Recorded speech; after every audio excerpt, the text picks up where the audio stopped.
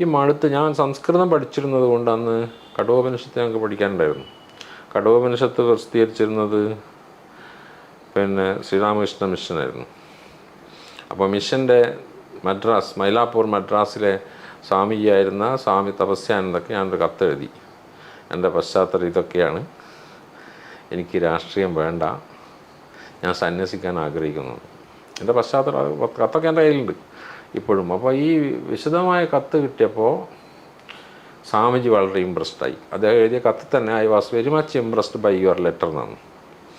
അപ്പോൾ അതുകൊണ്ട് എന്നോട് പറഞ്ഞു, നിങ്ങൾക്കൊരു രാഷ്ട്രീയ പശ്ചാത്തലമുള്ളത്, അതിനോടുള്ള വിരക്തി കൊണ്ടാണ് നിങ്ങളിങ്ങോട്ട് വരുന്നത്.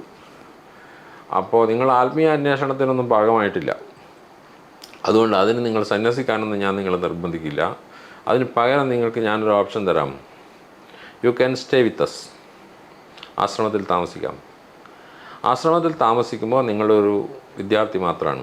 നിങ്ങൾക്ക് MAക്ക് ഫിലോസഫിക്ക് അല്ലെങ്കിൽ സംസ്കൃതത്തിന് നിങ്ങൾക്ക് താല്പര്യമുള്ള വിഷയത്തിൽ വിവേകാനന്ദ കോളേജ് ചേരാം. ആ പഠനത്തിനാവശ്യമായ എല്ലാ സ്കോളർഷിപ്പും വിവേകാനന്ദ മിഷൻ നിങ്ങൾക്ക് തരും. ഈ 2 വർഷം പഠിക്കുകയും ഞങ്ങളുടെ പ്രവർത്തനവുമായി ബന്ധപ്പെടുകയും അത് നിങ്ങൾക്ക് ഹൃദ്യമായി തോന്നുകയും ചെയ്യുകയാണെങ്കിൽ നിങ്ങൾ മിഷനിൽ ചേരുക. അതല്ലെങ്കിൽ യാതൊരു ബാധ്യതയില്ല, നിങ്ങൾക്ക് പോകാം. അത്ര ലിബറലായിട്ടുള്ള ഒരു വാഗ്ദാനമായിരുന്നു. അപ്പോൾ പക്ഷേ ഞാനവിടെ പോയി, സ്വാമിജിയുടെ അടുത്ത് പോയി. സ്വാമിജി ഞാൻ അന്നുണ്ടായിരുന്നില്ല. സ്വാമിജി ഒരു മാസത്തേക്ക് ഒരു സ്ഥലത്ത് പോയിരുന്നു. ഞാനവിടെ താമസിച്ചു. ഏതാണ്ട് ഒരു മാസം 2 സമയത്തായിട്ട് താമസിച്ചു. ഒന്ന് ഞാൻ തൃശ്ശൂർ വിലങ്ങൻസിലാണ് ആദ്യം പോയത്. അവിടെ പോയിട്ട് ഒരു മാസം താമസിച്ചു. അവിടെ നിന്ന് തിരിച്ച് വീട്ടിൽ വന്നു. അതിന് ശേഷമാണ് ആശ്രമത്തിൽ പോകുന്നത്. പക്ഷേ ആശ്രമ ജീവിതത്തിൽ ഇടയ്ക്ക് എനിക്ക്